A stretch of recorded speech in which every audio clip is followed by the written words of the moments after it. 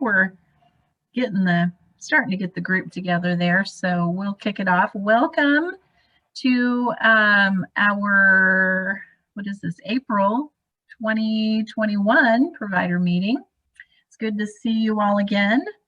And I am Chris Naylor, Chief Operating Officer for OCOK. Most of you I've probably met before. We have a few items on the agenda. Hopefully you've seen that was on the screen there. Randy had it up to kind of give you an idea of what we're going to talk about. Also, though, if you have questions that you would like for us to consider, you are welcome to put those in the chat, and we will be taking a look at that while we're walking through the meeting. So Wayne is going to start. He's got a couple of agenda items to kind of get us updated on what's going on in Austin, and also just in general in terms of the provider world and oversight. So I'll kick it over to Dr. Carson. All right, thanks, Chris. Thanks, everybody. Just a couple of updates on what's going on in Austin related to community-based care. There are a lot of things going on. If you're a member of the Alliance, Texas Alliance of Child and Family Services, you may be getting some updates from Jamie. I've been down a couple of times and just wanted to give you an update on a few things related to community-based care. One is that we're getting a lot of good support on the Senate side. They're continue to be very much believers that community-based care can address some of the challenges that the system has faced, and want to continue it.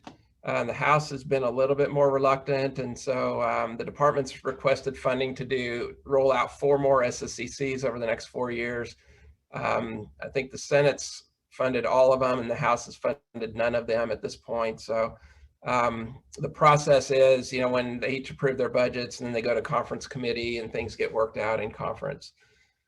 One of the interesting things is, if you read the Texas Tech report at all, there were a lot of concerns about how community-based care has been rolled out by the department. And one of the responses to that has been on the Senate side. So Senator Colcourt's committee has proposed kind of a new structure for community-based care.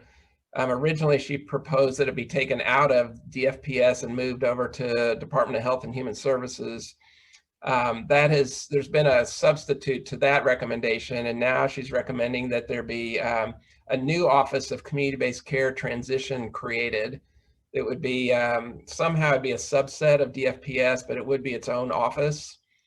And then she's also recommending a legislative oversight committee so that the implementation of community-based care is overseen by a kind of a joint committee of 3 House members and 3 Senate members. So that's kind of interesting, because it would, if it passes, it would kind of create a structure within the department that is completely dedicated to implementation of community-based care, which could be really helpful in working out some of the details and logistics of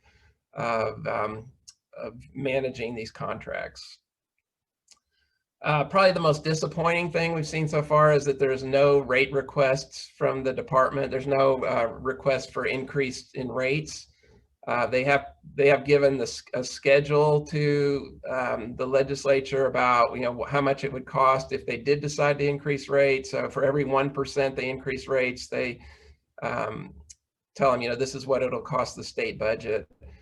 I can tell you we think that's a part of a lot of the challenges we're facing, especially with our higher needs kids. And so the Alliance and some providers are aggressively advocating for rate increases, because we know that the rates aren't even fully funded based on what they know the costs are. So I think the thing that I'm happy about is there are a lot of members that are listening to providers. It used to be, I think, providers' voices weren't really heard, and now I think the Alliance staff have done a great job of making sure that folks making decisions about this know that they need to be listening to those of us who are caring for kids and who are doing the work. That's not just SSCCs, that's providers as well. And so I do think there's a voice in Austin for providers, but there's no confirmation of any kind of rate increases at this point.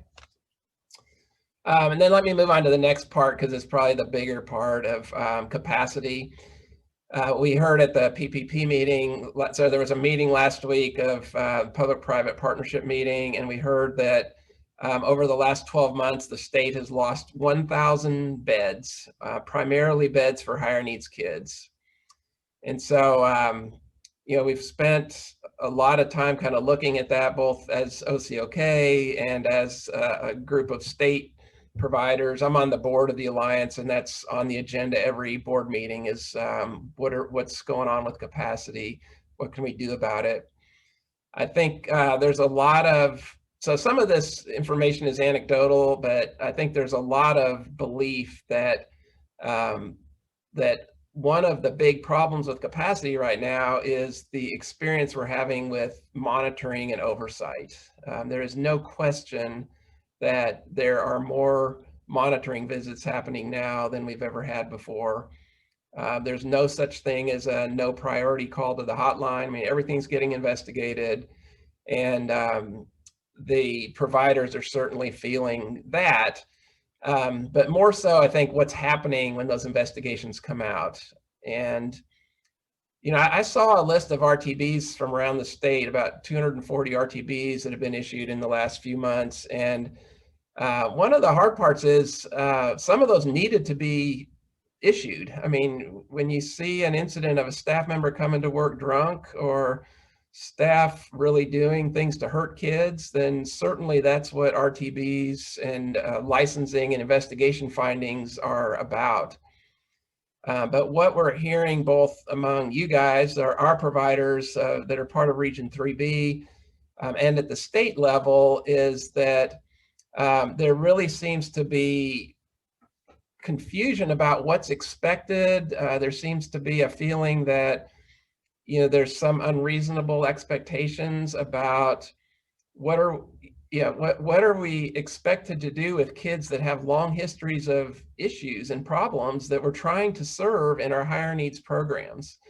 So, if a kiddo comes into care that has a history of elopement and they run away, should our staff have a finding of lack of supervision for a behavior that has been a historical, behavior of a child? So I think there are a lot of questions about, does this monitoring process understand what it takes to serve the acuity of kids that we're seeing? Does it understand, what's a reasonable treatment program, expectations of a reasonable program or not? And then we're also hearing some stories about foster homes or programs being told that, we have this new 3-strike rule that if you have 3 of the same type of incidents in a certain period of time, there is going to be a finding or an RTB issued. And so there's a question about, how can you say you're going to issue an RTB for an incident that hasn't even happened yet, or that you haven't even reviewed, or you haven't seen, what was that safety plan that was in place that was using reasonable methods to try to address and treat and respond to that behavior, but not being able to guarantee that it'll never happen again. And so, so that conversation is happening.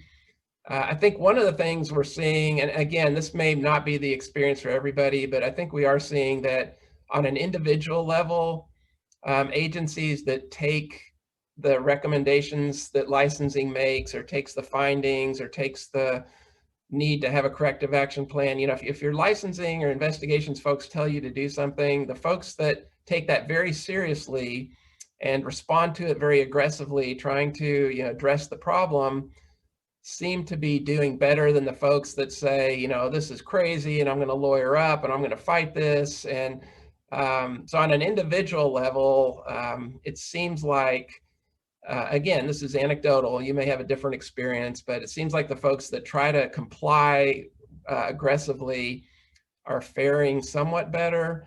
But then we've got to elevate these issues that are more systemic issues. And so the Alliance is trying to be that voice for us. One of the things we need to do is give them examples, give them very specific examples of things that happen that just seem unreasonable. So I know I'm collecting stories. I know Katie is collecting stories. Katie also at the Alliance. We got one recently for an agency that's pipes had been frozen for 4 days during the ice storm. They had no running water. They were bringing in bottled water for the kids in it was a group home kind of facility. They were bringing in bottled water to make sure the kids had water to drink and they had water to cook with. They were melting snow to flush toilets. They had staff sleeping overnight to make sure they could come into work and cover their shifts, even if it was icy outside. And on the third day of that visit, they had an unannounced licensing inspection, and they got technical assistance for having dirty dishes in the sink in the kitchen. And so, those are the kinds of stories we need to collect, and we need to bring those to the attention of state leadership. The commissioner and some of her chief staff really want to hear those stories. They want to know, when they hear that monitoring is impacting capacity, they are thinking, well, yeah, if a staff member comes to work, of course they're going to get in trouble, and the agency's going to get in trouble if they come to work drunk. But they don't hear the stories about the TA being given for dirty dishes. And so we need to make sure that that's part of the conversation so that we can get this pendulum swinging back to a more reasonable level of expectation. So really would encourage you. I know it's a little risky to share stories because you don't want to make your licensing folks upset. We're working to de-identify them, so it may not be specific as to what agency is saying this, but if we can collect 8 or 10 examples of things that are clearly unreasonable, we do want to elevate the conversation, while at the same time, I think, trying to be very responsive to the concerns that we're hearing from our individual folks, and make sure they know, we're responding, and we want to fix what their concerns are, and we want to address them. And then one more thing, and then I can pause for questions. The other thing we're working to do is really look at how to build capacity within the 7 counties that we have. And we're also working with the other SSCCs to maybe build capacity that SSCCs can utilize. We have found some out-of-state providers that have been through things like this in their states, and they've kind of figured out how to manage a highly regulatory type of environment. They see some opportunities in Texas with all of the capacity that's gone away recently. And so we are hopeful that we'll be able to bring some new capacity to Texas sometime in the next 3 to 6 months. Nothing firm yet, nothing in concrete, but we are continuing to look at that could help provide some additional services for serving the higher needs kids. And I guess the last comment is, if you are kind of feeling some of what I just talked about, please, if you're comfortable with it, try not to suffer in silence. I mean, call me or call somebody at the Alliance that you trust and kind of share what's going on. Because I think if we can kind of have a better understanding of what we're all experiencing, it does give us some ability to, and none of what I'm saying is a short-term answer. It's not going to fix it in the next month or two, but I think if we can start educating state leadership about the challenges we're facing and why it's hard to think about building new capacity right now, it'll help them better understand, what changes need to be made to make this more reasonable. Let me stop there and see if anybody has anything to add to that, because we're all living through this, or any questions or comments for me.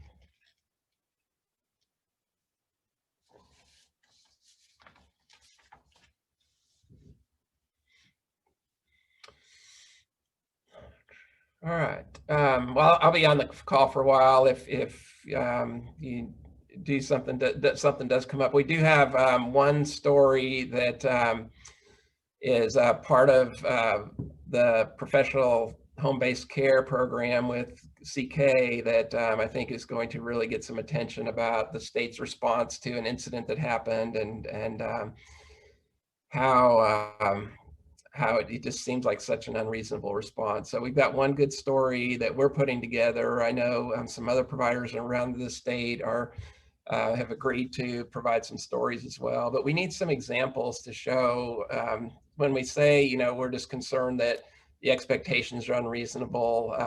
We've got to have some backup stories to highlight that. And if any of you have some, I would really love to get them. So Chris, that's all I've got, unless there are any questions. Okay, well, as you all are thinking through the things that Wayne brought and you're thinking through your own experience, feel free to use that chat, or you could just connect individually with Wayne or myself. And certainly we do want to bring, I think, you know, as providers, we are kind of used to suffering in silence a little bit and, you know, trying to let things roll down our back. And of course, there's some wisdom in some of that. We can't take on everything, but right now, I think I agree with Wayne, there's good reason to bring those stories forward, and hopefully you would have some trust in us that we would respect what you would want us to do with that story and how you would or would not want to be represented in that. So we understand there's a lot of risk when you do tell that story, but we want to have your back. That's really what that's about anyway. So thank you, Wayne, and we'll just keep an eye on the chat. And then it looks like we've got a little bit of time with Marie Clark, Director of Care Management. So Marie, I'll just hand it over to you and you can see us through. All right, yay. Okay, so after that sobering note, I have, I guess we'll call it good news. So we have a number of PAL events coming up over the next couple of months. I'm not going to expect you guys to memorize all of these dates and times, but some things coming up that I want you guys to kind of be aware of, and we will have this available on our website so you guys can follow up there, or if you have any questions, feel free to reach out to our PAL team.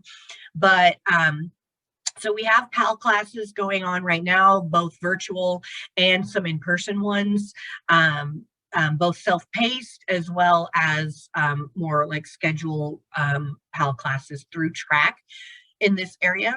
Additionally, we have on June 4th from 6 p.m. to 9 p.m. our class of 2021 graduation. It's going to be hosted by Hope Local at High Ridge Church.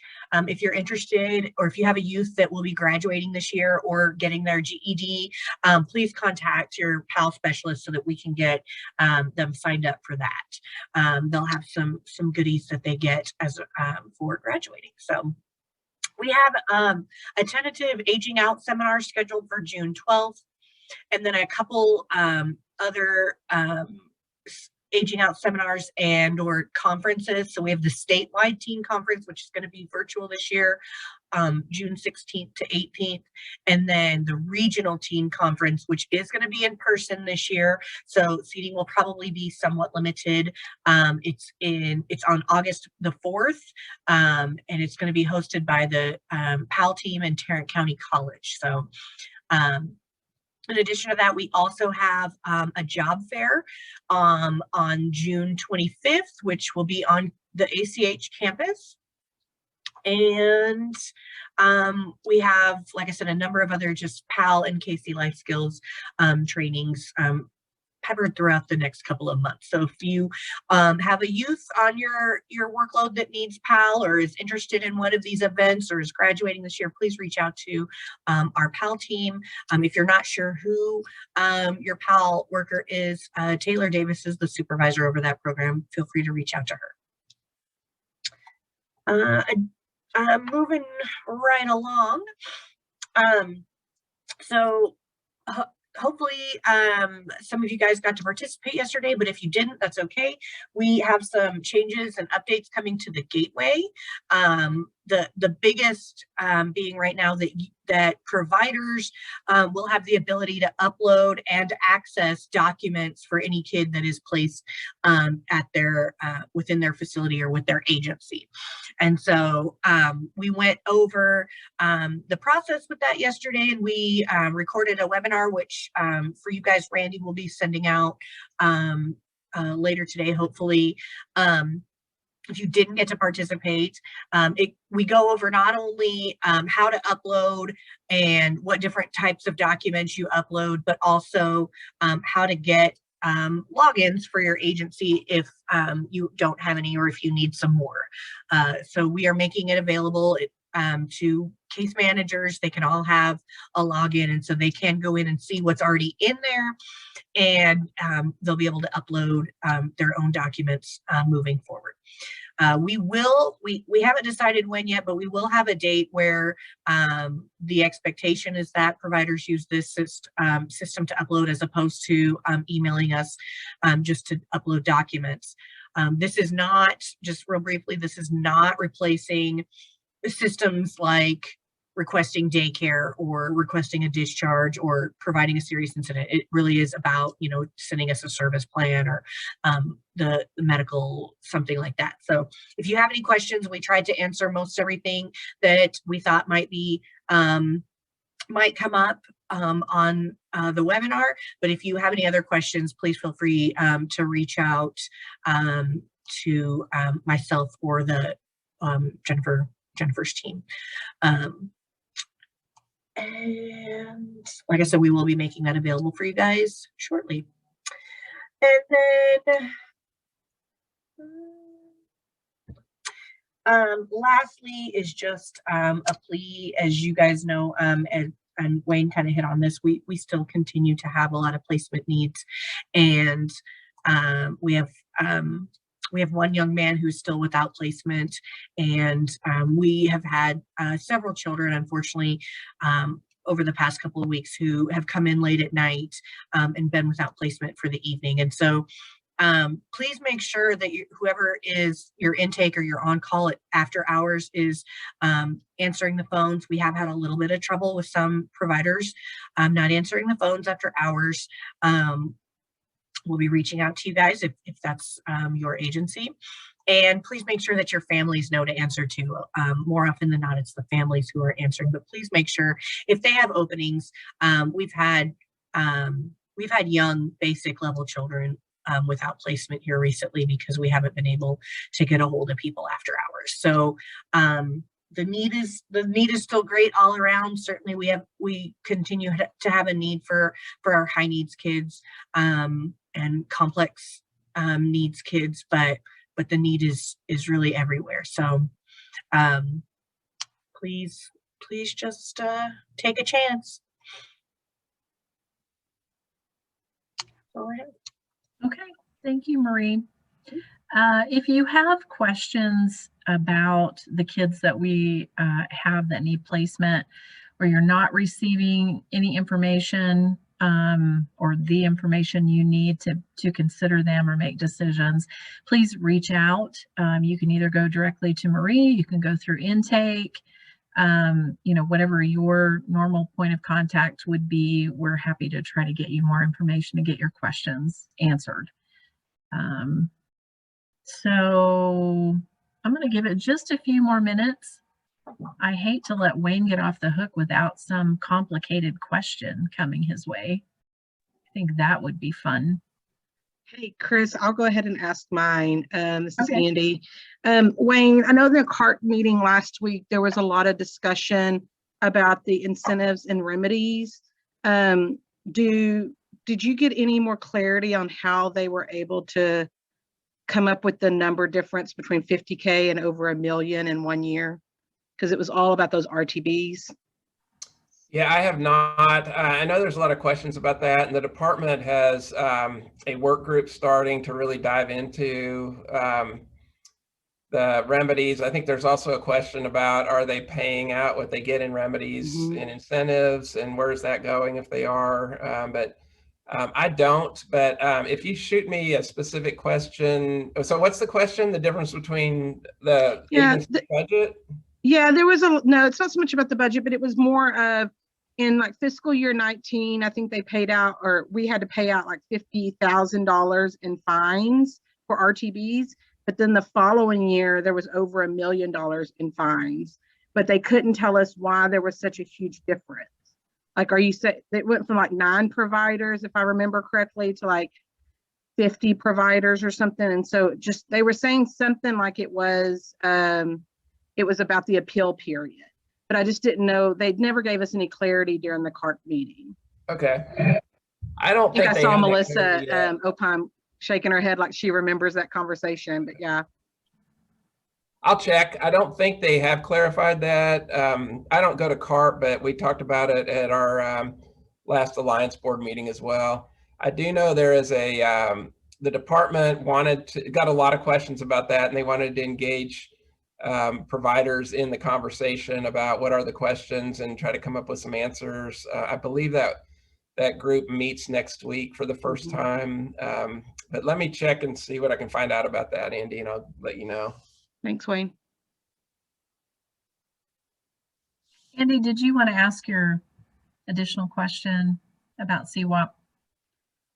Oh, I mean, this is maybe just for Wayne. I mean, Buckner's looking into doing an MOU with the state on some CWAP, and we're just having some insurance issues, but maybe more of a one-on-one conversation if there's anything in y'all's insurance that is allowing y'all to do some of these CWAP kids, because that's where we're running into some problems with. What is the insurance telling you, Andy? Do you know? The biggest issue is the fact that they are not our children. They are going to be still supervised by the state on our property and in our facilities. And so they're just really very unsure about it.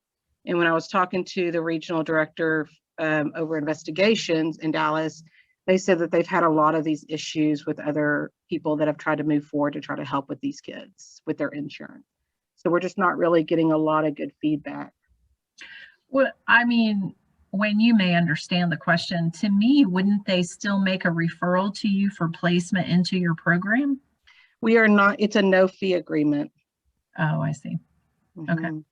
Well, the state has, we have the allowance to do a no fee agreement. We actually haven't entered into one. I mean, we've had those conversations. I think the state would allow us to do that, but I don't think we made it as far as your folks have to really look at those additional deeper questions, I'm guessing. Yeah, I have never thought about that. I would have thought of them as state's children that they're referring to us, regardless of whether or not they.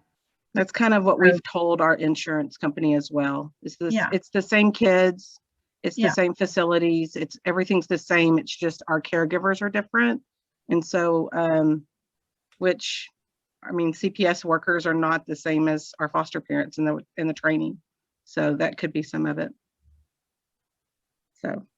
How does licensing deal with that? If you've got, I guess officially you've got kids in your program that aren't your kids, do they care? Trevor has worked with licensing to try to give a waiver for that situation. There's another question from Maureen. Are there any updates regarding RTC certification related to the Senate bill or accreditation?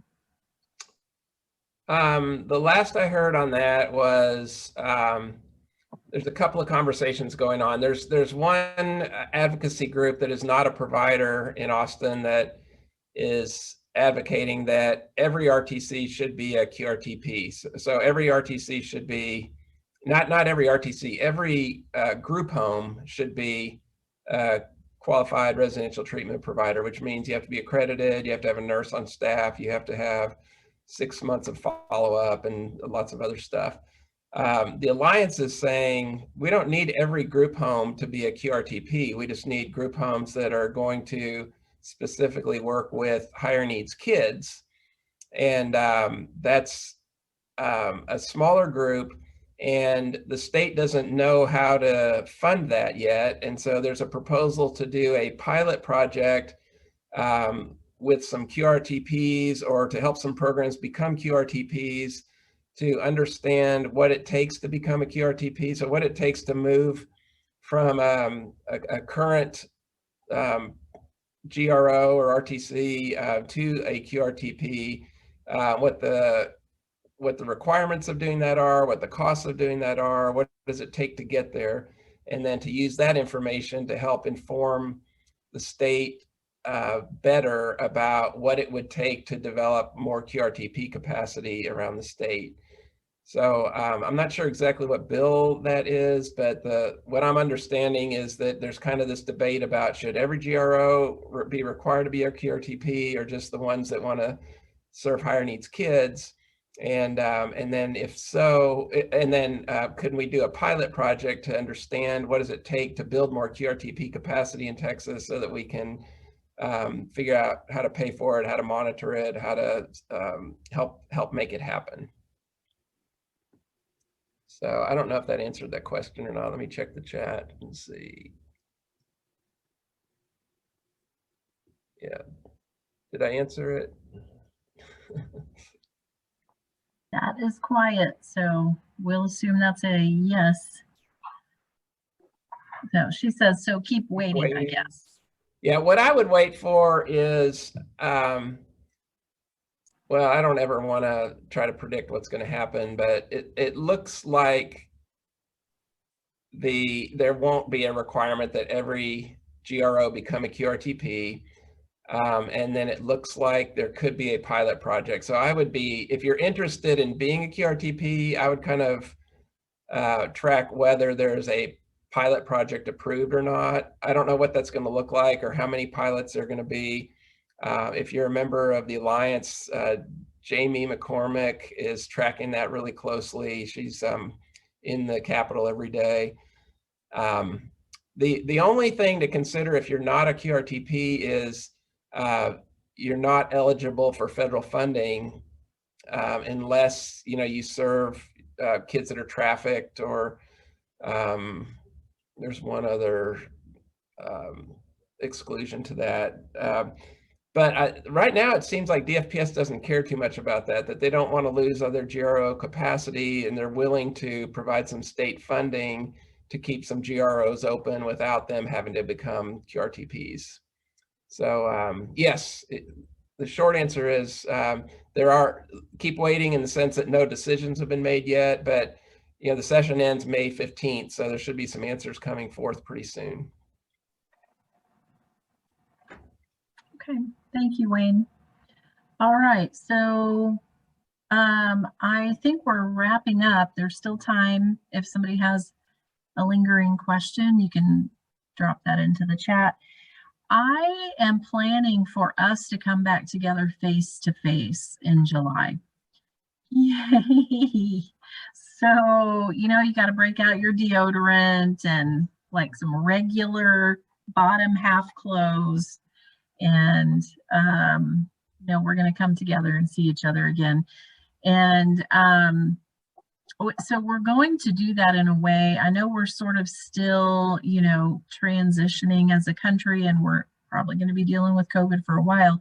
So we will continue to follow COVID protocols. I mean, we'll see where we are in July, but assuming we're planning to still follow COVID protocols. So we will social distance.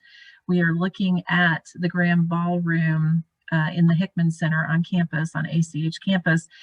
But in order to do that, we're probably going to need to do 2 separate meetings so that we can have enough space, because some of you may not be using your deodorant, you may forget, and we're going to need some space. So we are planning, I put 2 different dates on there. Those are the exact same meeting, July 13th and July 20th. We'll do our normal time, 1:30 to probably 3. You do not need to attend both meetings. The agenda will be exactly the same. It just gives us an opportunity to have a little space. We will also, Randy will have the virtual meeting up. So if you do need to do that, that will be an option. Although We are going to do some conversations, some smaller conversations, specifically around permanency and bringing our two systems together, the provider side of the house and permanency. I've tried to be patient. It's been a long year. You know, this is our opportunity to get to know both systems, to understand how the other system functions, what it is they need, what they do, where are the places where we can come together and improve upon the services that we're providing to our kids and families. So we will start that work. So if you do choose to attend virtually, I want you to have a heads up. There'll probably be parts you cannot hear, right? So just be aware of that. My preference would be, if you can start making that adjustment, that you do come and join us in person.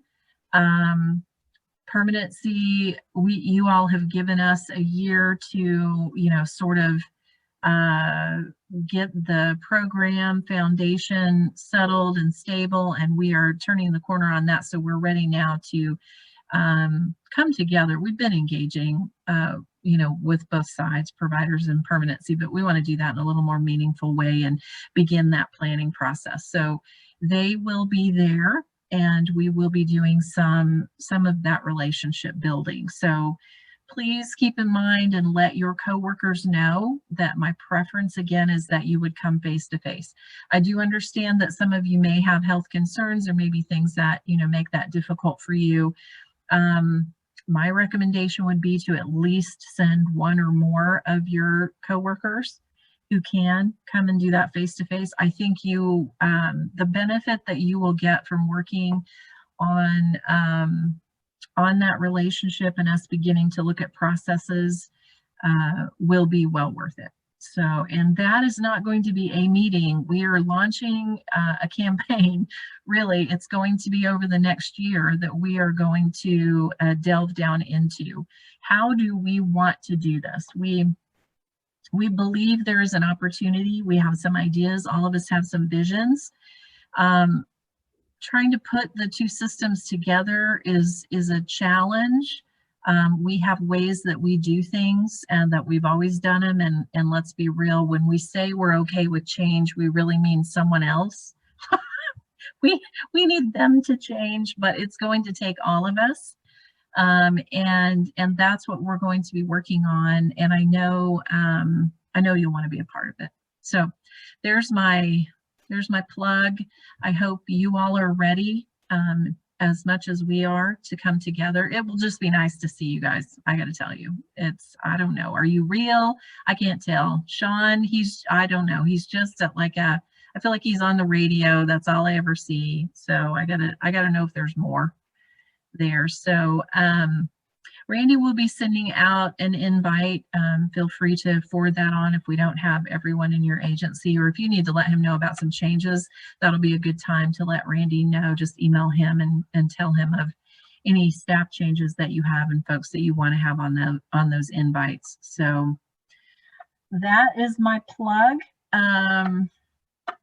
Let's see what we have over here. Can the in-person meeting also allow it? Yeah, see, there you go.